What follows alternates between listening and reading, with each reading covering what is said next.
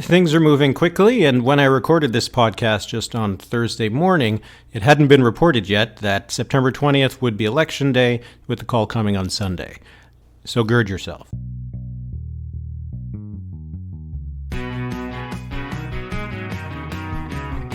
Hello everybody, Eric Grenier here, and welcome to the 7th episode of the Writ Podcast. Is this going to be the last pre-federal election podcast for reals this time? Well, we'll just have to wait and see. Current expectation is that the call will come at some point on the weekend, likely Sunday, but we'll see what will actually happen.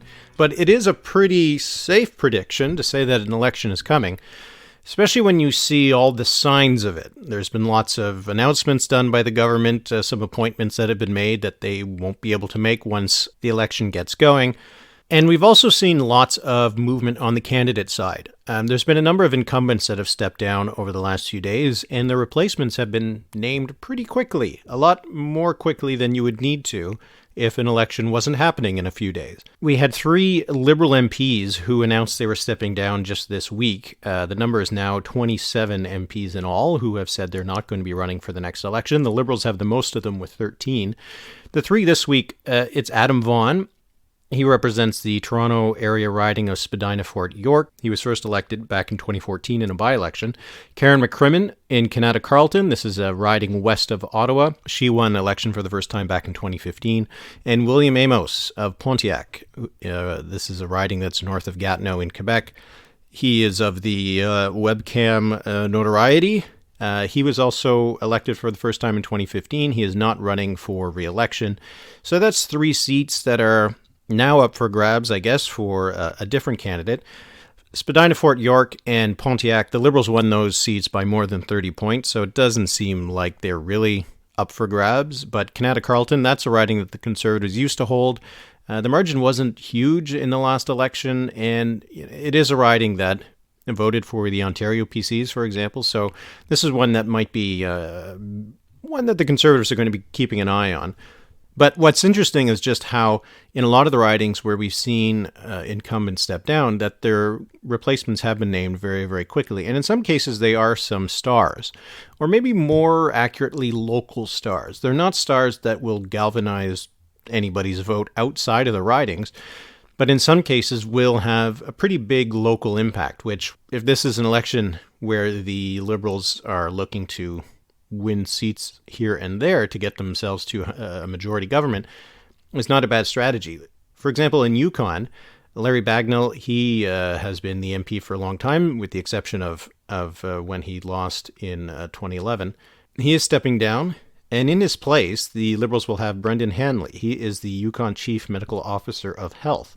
This is one that I find is really a case where there has to be an election coming, because how could you ask someone who has that kind of role to have to step aside if in the end there's not going to be an election in the coming weeks?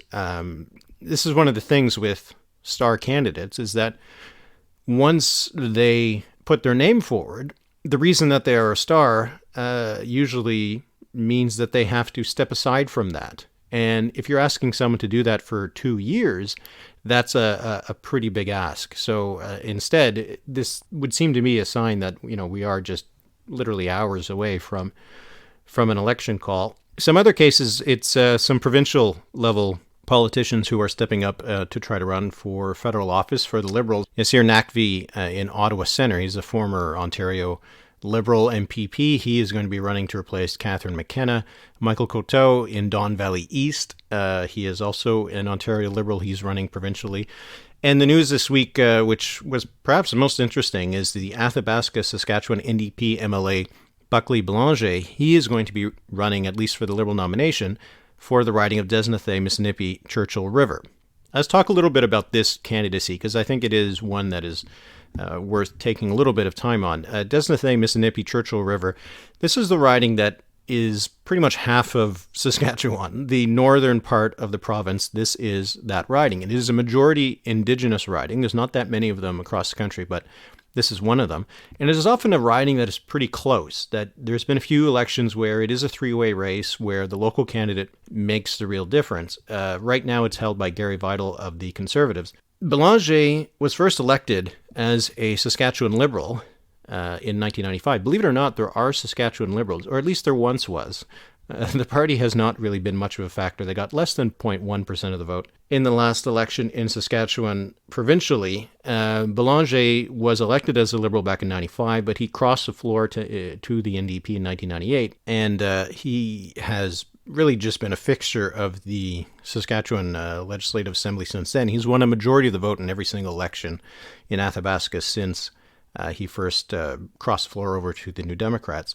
Now, provincially, Athabasca is just the western half of Desnathay, Mississippi, Churchill River, and it doesn't include some of the conservative voting areas in the south of the riding. So that'll be the challenge for Bélanger, is he going to be able to get support in the rest of the riding, the Cumberland riding, the provincially, which is the eastern half of the northern part of Saskatchewan, and can he get enough of the vote in that part of the riding that's further south that tends to vote for the federal Conservatives, for the Saskatchewan Party at the provincial level. Nevertheless, it's a pretty big name for the Liberals in that riding. It will attract a lot of the NDP vote. It gives them a shot in that kind of seat. And what's really interesting is you start to see the pieces of a small ball strategy for the Liberals. Now, on my website, the Writ.ca, I've written about the thing I'm calling the 6% election, which is just a convenient way to think about the ridings that are up for grabs, that those seats that were won by 6 points or less in the last election are most likely to make the difference in the next election, and those ridings are enough to give the Liberals a majority, enough to give the Conservatives a plurality.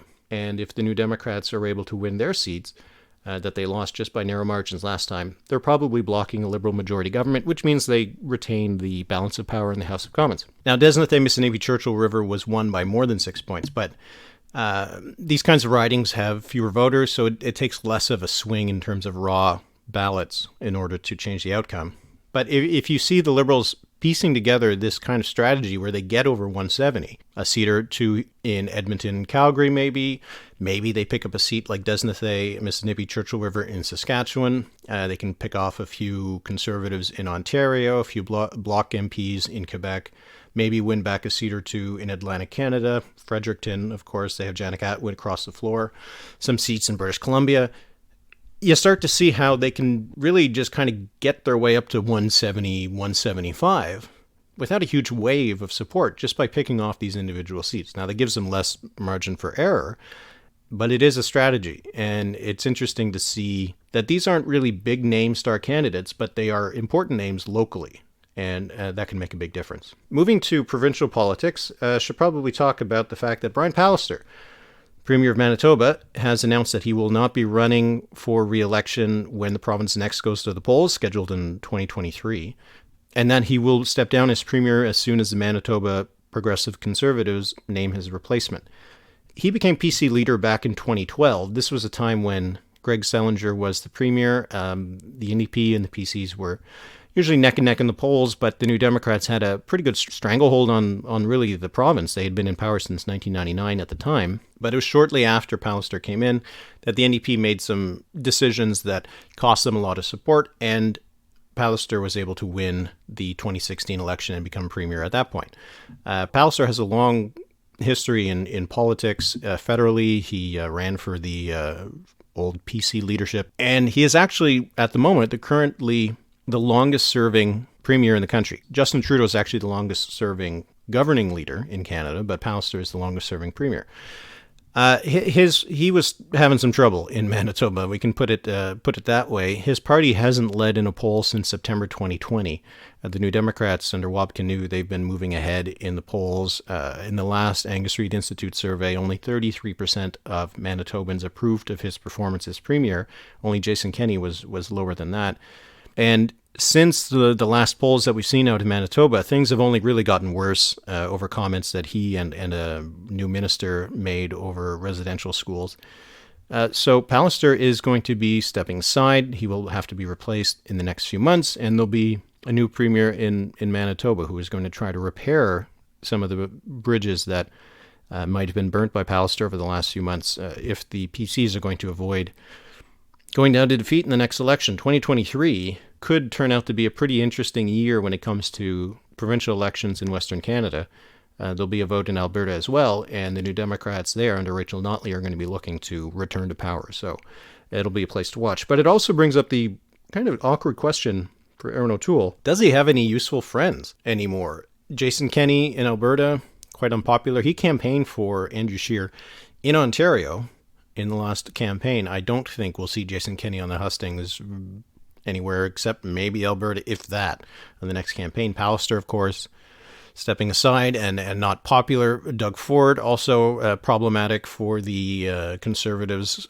He doesn't really have any help at the provincial level. There's no key battlegrounds where he can find a local heavyweight and kind of attach himself to that popularity and that renown, because Aaron O'Toole remains pretty unpopular in terms of his own personal approval ratings and still largely unknown. And having someone who people trust and like to endorse you on the campaign trail can help.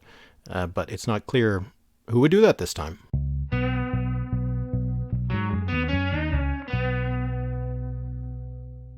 All right, for the new polls, there was 2 surveys that came out today. Today's Thursday, by Abacus Data and the Angus Reid Institute. And I thought they were really interesting surveys, federal polls, pretty big polls. Abacus surveyed 3,000 people between August 6th and August 11th, and Angus Reid Institute surveyed 1,615 people between August 7th and August 10th. So these polls are done at almost exactly the same time. And they did find, in terms of the voting intention, some similar numbers. The Liberals are at 37% in Abacus, 36% in the Angus Reid Institute. So that's, I would say, where the consensus of the polls has them now, in the mid to high 30s. The Conservatives in these 2 surveys, 28% in Abacus, 31% in Angus Reid Institute. That seems like a reasonable split. Angus Reid Institute has had the Conservatives a little bit higher than other pollsters. Abacus has had the Conservatives a little bit lower lately. So, somewhere in the high 20s to maybe the low 30s. Again, a reasonable place, plausible place to put the Conservatives. And the New Democrats, 20% in Abacus, 19% in the Angus Reid Institute. Again, that's where all the polls have been showing things. The Bloc was at 5% or 7%. The Greens at 5% or 3%. Still really a lot of problems for them. And I just wanted to highlight this because it could become something we're going to be talking about in the next few weeks, is the People's Party. Maxime Bernier. Abacus Data puts the People's Party at 4%, whereas the Angus Reid Institute puts them at 3%. 4% is an important number. The debate commissioner has put out their criteria for taking part in the leaders' debates in this federal campaign, and they have some more objective criteria than they did last time. I think the criteria is a lot better than it was in 2019, makes a lot more sense, but they put the bar at 4%. If you're polling at 4%, you can get an invite to the leaders' debate even if you don't have a seat in the House of Commons. We've been seeing a lot of polls putting the People's Party at around 3 or 4%. So it'll be interesting to see if that means they don't get in, because if they're averaging 3.5, is that going to be too low?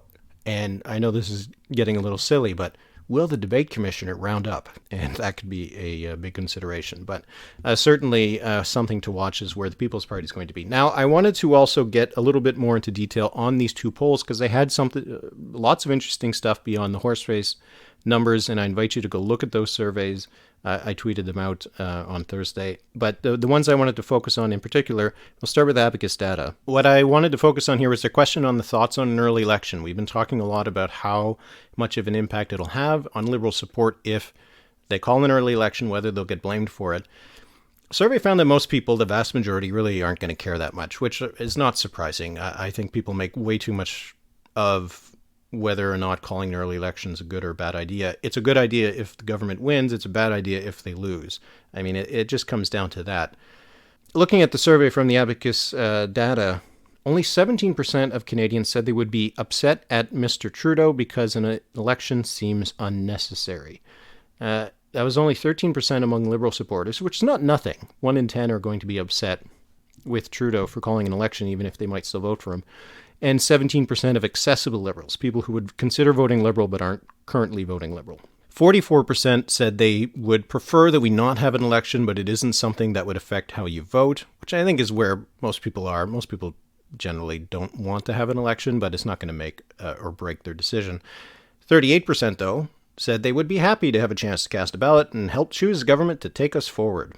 and that was about a third of both Liberal and accessible Liberal voters.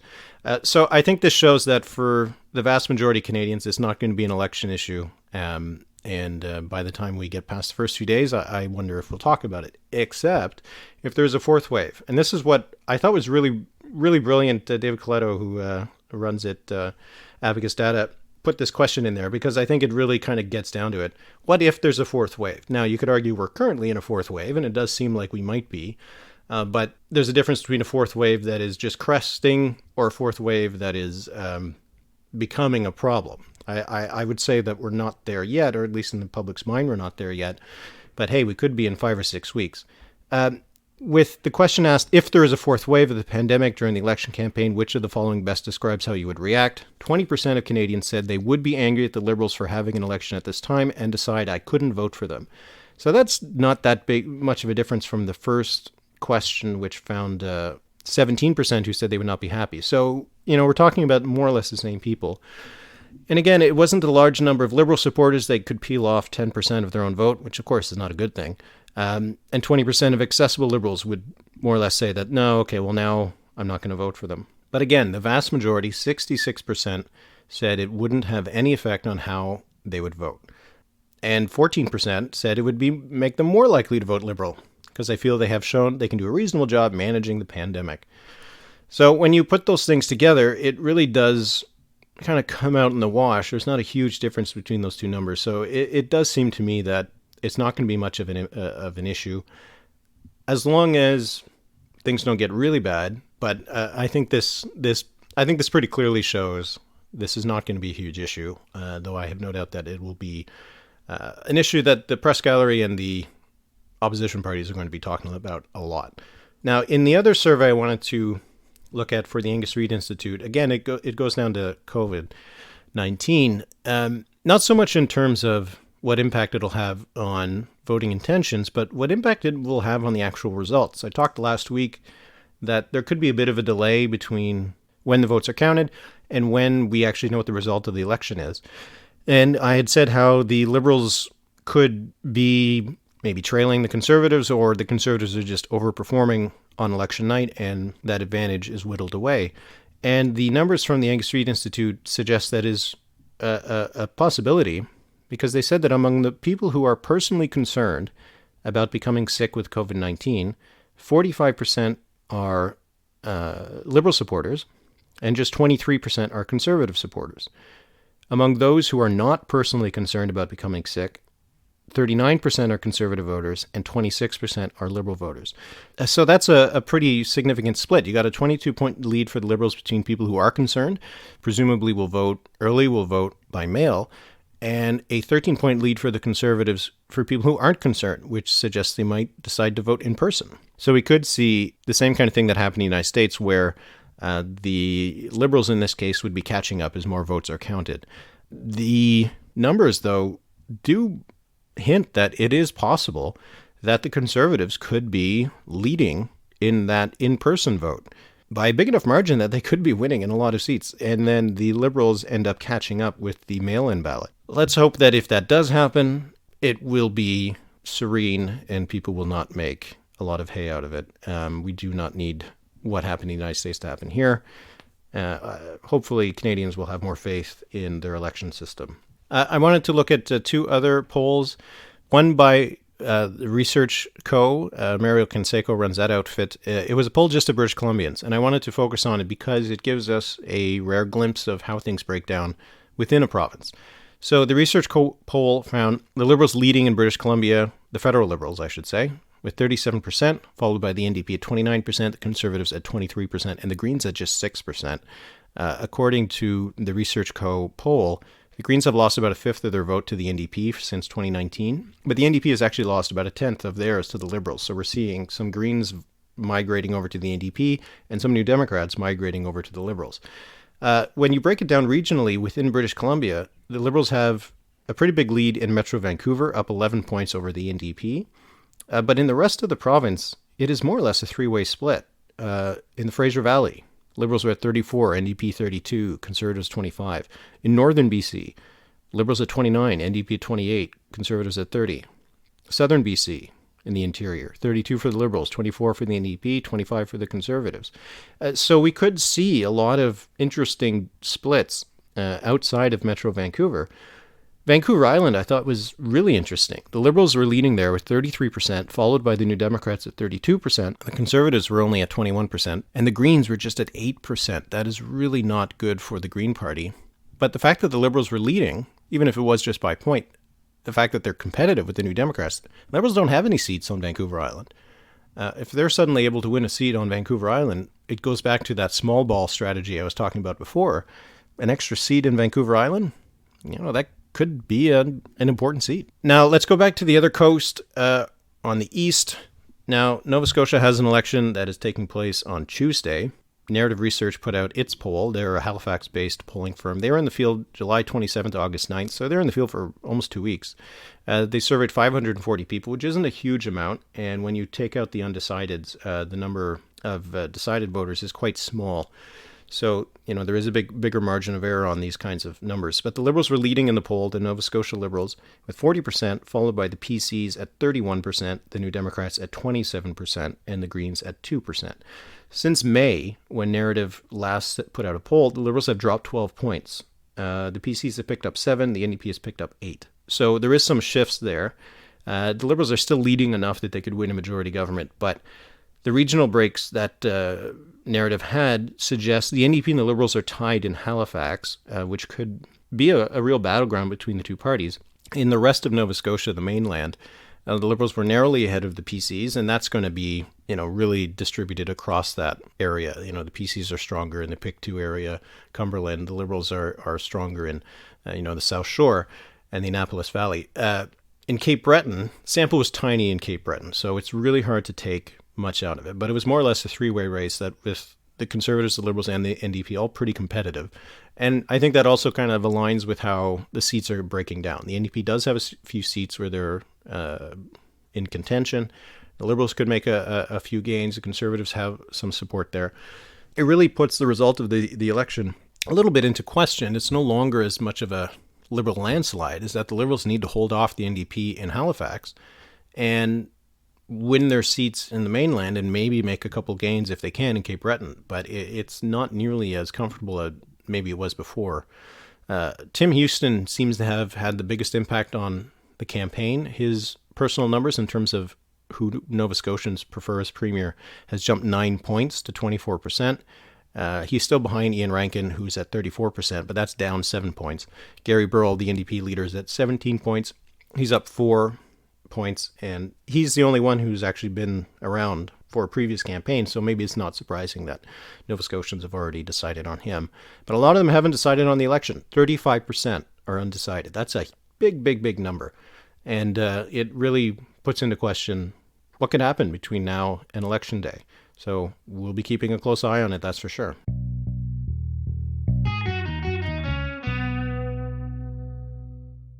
Questions and answers. First one comes from Nicholas Clark. He's a subscriber to the Writ.ca. He left a comment on the website. As I've said before, subscribers will have an inside track on getting the questions answered. I thought this was a really interesting question, and I wanted to kind of break it down and take some time to look into it. So the question was, when does Canada redraw its federal riding boundaries? Where would these new ridings be? Is there any party or parties in particular that you think will benefit from these new ridings? So every 10 years, the electoral map is redrawn. The last map was redrawn based on the 2011 census, and the new boundaries were established in 2013 and were applied at the 2015 election. So we can expect that same kind of timeline, that it will be based on the census that was taken this year. And probably in a couple more years, the boundaries will be set, and we'll have them probably for the next election, assuming that the next election takes place late enough in 2023 to use the new boundaries, or after that. Now, I would need to do a more in-depth study of this, but I did find on the Statistics Canada website its estimates of population changes since 2011. And when you look at where the population has grown, you see where the ridings are most likely going to be added. Toronto, the CMA in Toronto, census metropolitan area has had the biggest growth at nearly 800,000 people. Now, if ridings have about 100,000 people, this means that Toronto's probably going to be getting an extra 7 to 8 ridings. And that's the wider Toronto. So that includes Mississauga, Brampton, places like that. Montreal has grown, and Vancouver as well, just under 400,000. Calgary and Edmonton grew by over 300, just under 300,000, I should say. And Ottawa and Winnipeg were over 100,000. Now, these are all urban areas, not surprisingly. And that would probably help the Liberals. If we assume that Toronto, Montreal, and Ottawa are friendly to the Liberals, then that's maybe 10 or 11 seats in those areas that the Liberals will have a better chance of winning. Montreal, it depends on where they are. If they're in the outskirts on the, in the north or south shore of Montreal, that could actually help the Bloc a little bit. But in those 3 cities that tend to vote for the Liberals, somewhere around 10 or 11 seats might be added. So that would be a win in the Liberal column. There might be an extra 4 seats or so, 4 or 5 seats that could be added in Calgary and Edmonton. That is usually better territory for the Conservatives. So there are some chances that they could win a few extra seats there. And then an extra, 4 or 5 seats in the Vancouver and Winnipeg area. I would say that's more of a contested area. Where all 3 parties have chances to win seats in Vancouver and Winnipeg. So on the balance, assuming that the voting patterns don't change significantly, the Liberals have the most to gain from the new boundaries being drawn because it's going to be in cities where they are doing well. But there are some seats that will be added to the map that will be ones that the Conservatives, the New Democrats, and the Bloc will be competitive in. Next question was from Connor Rosine. This is more of a provincial question. I wanted to get to it. Do we have any indication of the primary cause of the declining popularity of Jason Kenney, Alberta Premier? Is it a base that's turned on him for having too harsh of lockdown measures, or swing voters leaving due to lockdown measures being too lax? It's not a fun answer, but the answer is actually probably both. Back in June, the Angus Reid Institute put out a poll, and it found that there was more or less the same number of people in Alberta saying that the COVID-19 restrictions and measures were too far and not far enough. So it was pretty much an even split between those who say that Kenney had put in things that were too much and he had put in things that weren't nearly enough. And Alberta was really the only province where you saw that kind of even split between too far, not far enough, and also so few people saying just right. So Kenney was not really pleasing anybody. He was upsetting those who thought COVID-19 restrictions should be laxer, and he was upsetting people who thought that he needs to take it more seriously. Very few people in Alberta were saying that he was taking the right approach. And this is being reflected in the change in voting intentions. The most recent Leger poll, which I talked about on a previous podcast, had the UCP, Jason Kenney's party, at 34%, which is down about 20 points since the 2019 election. The NDP was up about 12 points to 45%. So the NDP is gaining a lot of that disaffected UCP vote. So probably people living in Calgary, Edmonton, some of the smaller cities, Lethbridge, Red Deer, places like that, who thought that Kenney wasn't doing enough on COVID, and they're going over to the NDP. But at the same time, that poll had the Wild Rose Independence Party at 8%. But that's 8% of the vote that would otherwise have gone to the Conservatives. That is really what's the challenge for Jason Kenney, is that he is losing people on both sides.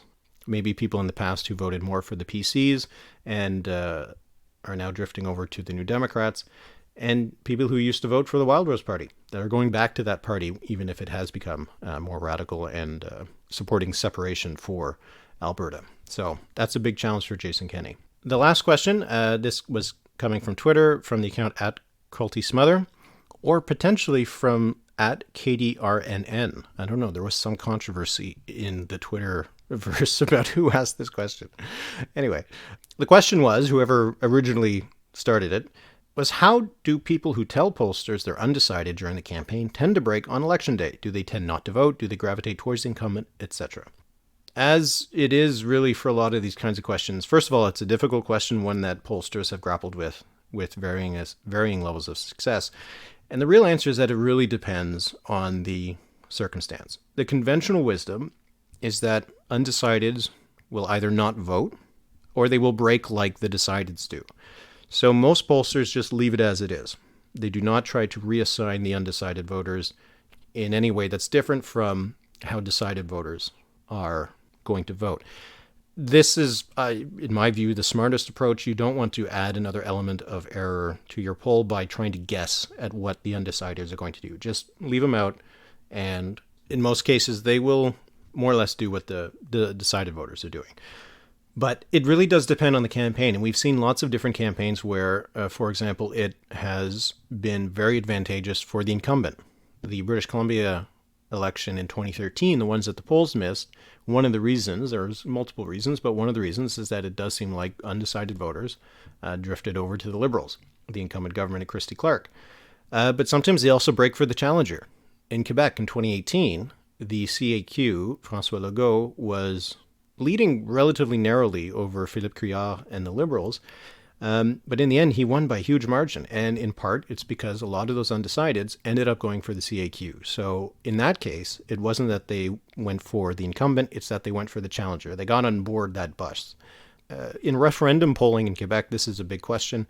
It is generally thought that the undecided vote for sovereignty, for example, will break pretty strongly to the no. The safer option, really. And you saw that also in the Scottish referendum, that the polls were showing was a very close race, and in the end, the union vote came out on election day, in part because those undecideds might have decided that if I'm not sure, I'm probably not going to take the riskier option. It's a good time to remind you that in that narrative research poll, 35% of Nova Scotians said they were undecided. How are they going to break? If the undecideds broke not 40-31 for the Liberals, but instead maybe 40-25 for the PCs, that would be enough for the PCs to win the popular vote. It can have a big impact, and when the polls are off, it might often be because of how undecideds decided to vote on election day. And there's really no way to guess at that, and whenever pollsters have tried to guess, at least in Canada, they have tended to do worse. It's better to report what's actually verifiable, what the decided voters are going to do, and just understand the caveat that the undecideds could make a big impact on the results.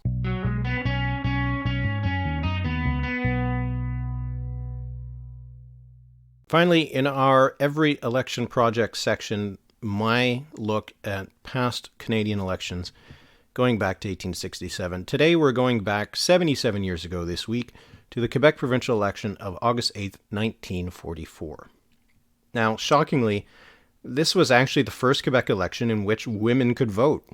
Quebec was the last to allow women to vote, and even this move, as late as it was opposed by some elements in the Catholic Church in Quebec and by the leader of the opposition. The Liberals at the time were under Adelaide Godbout, who had become premier ahead of the 1936 election, which the Liberals lost, but he was back in office in 1939. By 1944, the Quebec Liberals had governed the province for all but 3 of the previous 47 years. The Union Nationale was under Maurice Duplessis. He had been in opposition since being defeated in that 1939 election, because he had won in 1936 to run Quebec for a few years. He had called an early election in 1939, over Canada's participation in the Second World War. He was opposed to it, or at least opposed to it being very vigorously prosecuted. The federal Liberals, under Mackenzie King, they really pulled out all the stops to defeat Maurice Duplessis in 1939, and they were successful. Duplessis was defeated, and Godbout and the Liberals returned to power.